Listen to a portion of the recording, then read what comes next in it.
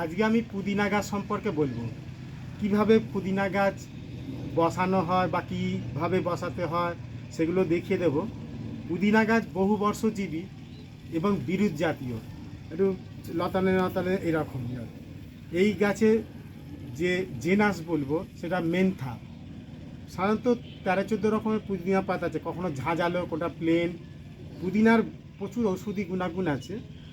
এই ওষুধি গুণাগুণগুলো এই কারণেই যে এরা বদ হজম, পেট ফাঁপা, বমি বমি ভাব এইসব এড়াতেও সাহায্য করে। এছাড়া আরও পুদিনা পাতা অ্যান্টিবায়োটিকের কাজ করে, এছাড়া জীবাণুনাশক হিসাবেও কাজ করে। গ্রীষ্মকাল বলে এগুলো পাতাগুলো শুকনো শুকনো হয়ে যাচ্ছে, এগুলো অ্যাকচুয়ালি এই সময় একটু ছাওয়ায় রাখতে হবে, কারণ এগুলো অ্যাকচুয়ালি স্যাঁতস্যাঁতে একটু ভিজে জায়গাতেই ভালো হয়। সারা বছরই যেহেতু হয় আর উপকারিতা ভালো। পুদিনা এই গরম করা শরবত পেটের পক্ষে খুবই উপকারী। আর একটা ব্যাপার হচ্ছে পুদিনার প্রলেপ ব্যথার সমস্যা দূর করতে সাহায্য করে। মাথা ধরলেও পুদিনা শরবত বা পুদিনা পাতা খেলে খুব ভালো সাহায্য হয়, গ্যাস অম্বল তো দূর হবেই। আমি সঙ্গে সঙ্গে পুদিনা গাছ এখানেও আছে, আমি এই সময় বসিয়ে দেখছি। তবে বেস্ট সময় হচ্ছে পুদিনা গাছ বসানোর ডিসেম্বর জানুয়ারিতে। তবে সারা বছরই যেহেতু বসানো যায়, যত্ন করলে হবে। আমি এই পটে বসাবো পুদিনা গাছ, এখান থেকে তুলেই প্রথমে এই পটেতে যে হোলটা আছে এই হোলটাতে এই খোলাম খুঁচি দেবো, কারণ জলটা পাস হওয়ার জন্য। তারপরে এখানে স্টোন আছে, ছোটো ছোটো স্টোন, নুড়িগুলো দিতে সুবিধে হবে।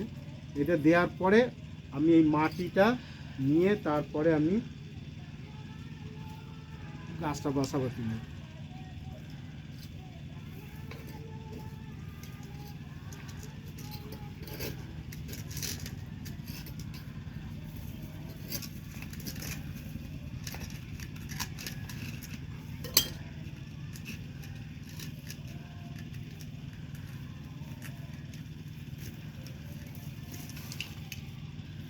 প্রচুর ঝাড় হয়ে যায়, যে ঝাড় হয়ে গেছে।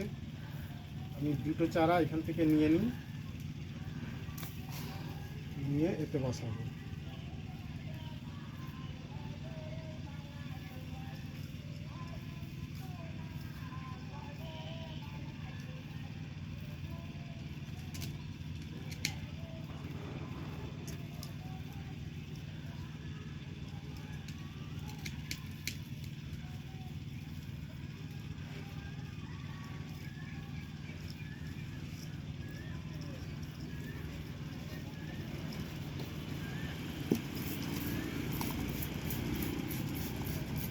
এইভাবে রেখে এবার ছাওয়ায় রাখা কিছুদিন রাখতে হবে।